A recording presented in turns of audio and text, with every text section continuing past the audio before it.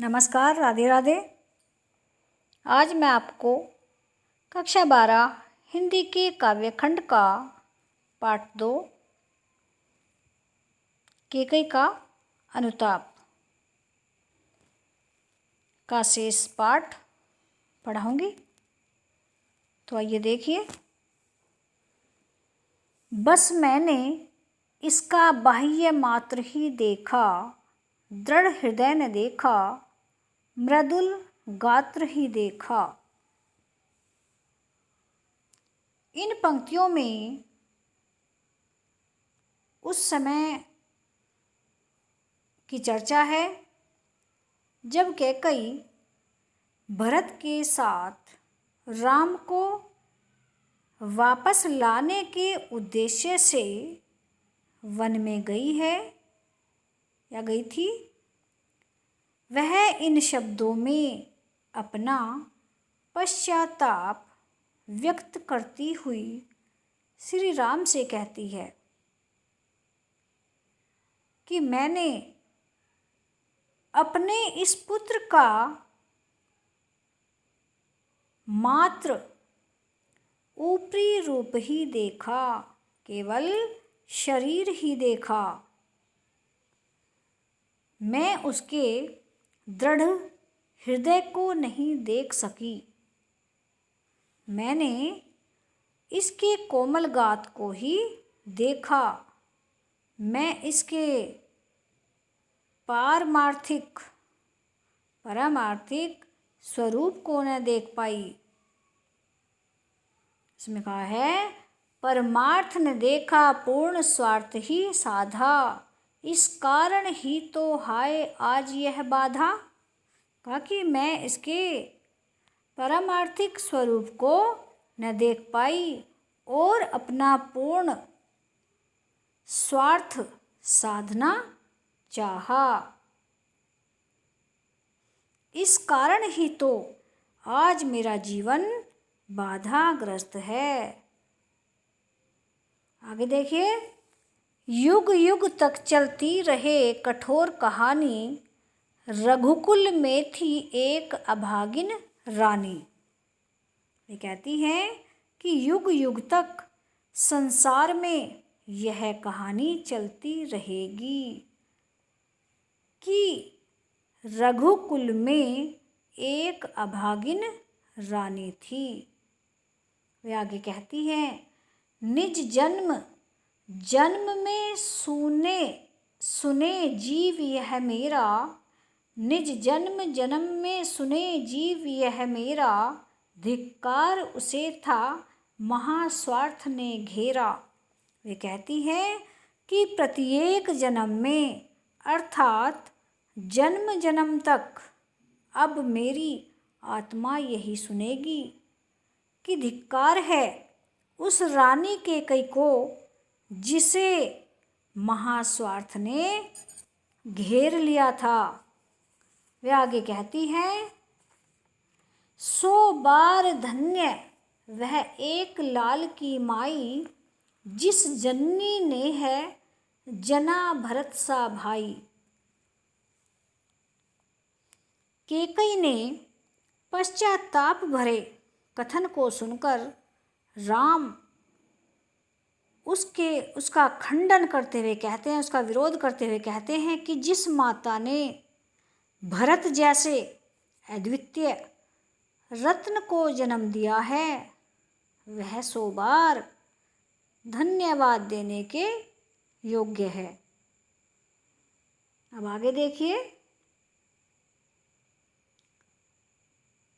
पागल सी प्रभु के साथ सभा चिल्लाई, 100 बार धन्य वह एक लाल की माई। वे कहती हैं, राम के इस वचन को सुनते ही उनके साथ वहाँ उपस्थित जन समुदाय पागलों की भांति चिल्ला उठा कि सचमुच वह माता धन्य है जिसने भरत को जन्म दिया। आगे देखिए। हा लाल उसे भी आज गंवाया मैंने, विकराल कुयस ही यहाँ कमाया मैंने।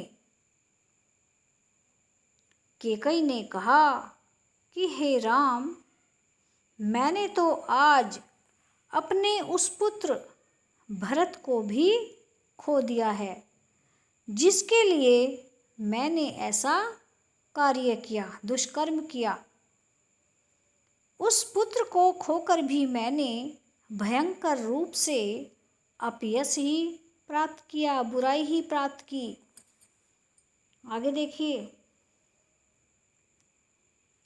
निज स्वर्ग उसी पर वार दिया था मैंने, हर तुम तक से अधिकार लिया था मैंने अपने उस पुत्र पर अपना स्वर्ग सुख भी न्योछावर कर दिया था और उसी के कारण मैंने तुम्हारा अधिकार भी तुमसे छीन लिया था। वे आगे कहती है, पर वही आज यह दीन हुआ रोता है, संकित सबसे धृत हरिण तुल्य होता है।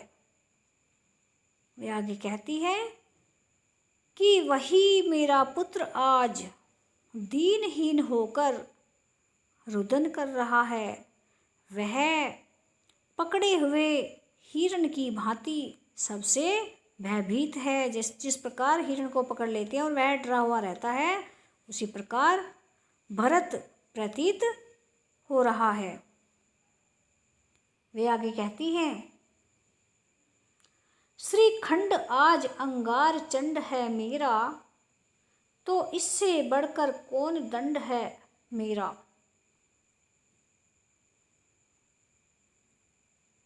चंदन के समान शीतल स्वभाव वाला मेरा पुत्र भरत जलते हुए अंगारे के समान प्रचंड हो रहा है।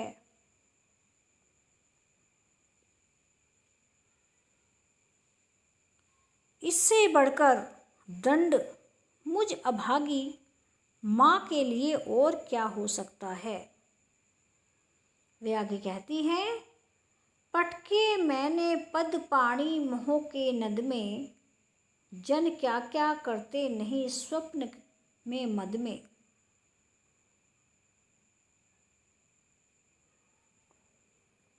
इन पंक्तियों में राम के सामने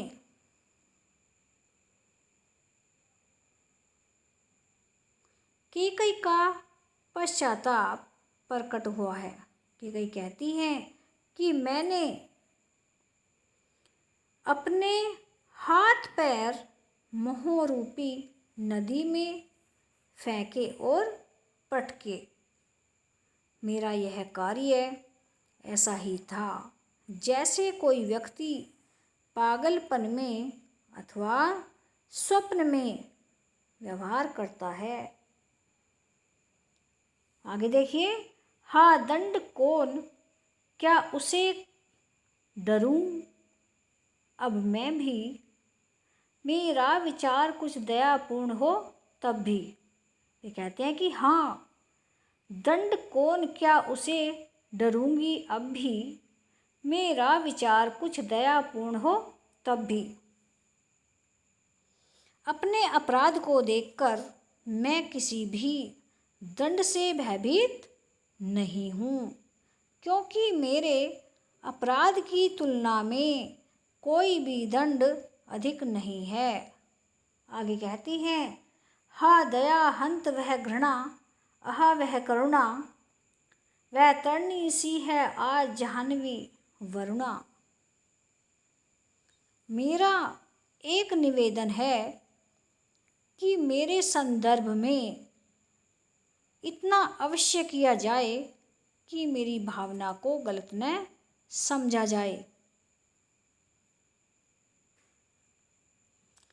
अपनी व्यथा को आगे प्रकट करती हुई कैकई कहती है कि मेरे दोष की इस स्थिति में दया, घृणा और करुणा आदि सभी भाव व्यर्थ प्रतीत हो रहे हैं।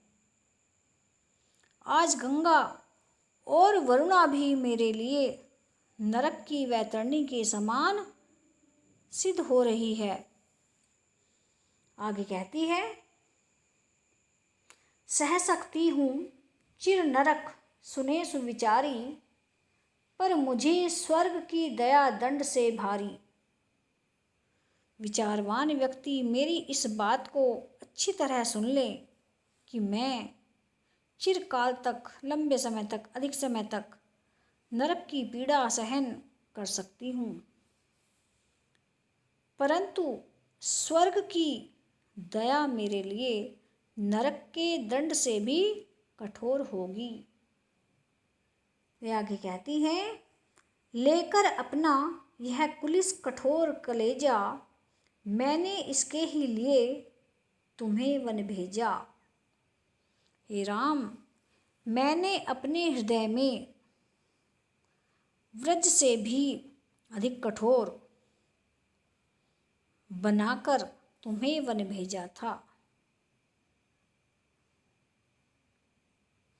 घर चलो इसी के लिए न रूठो अबियों, कुछ और कहूँ तो उसे सुनेंगे सबियों।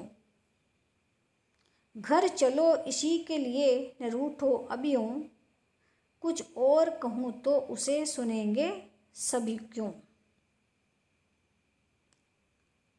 अब मेरे हृदय की भावनाओं का विचार करते हुए अपने घर चलो। अब और न रूठो, इसके अतिरिक्त यदि मैं कुछ और बात कहूँगी तो कोई भी उस पर विश्वास नहीं करेगा।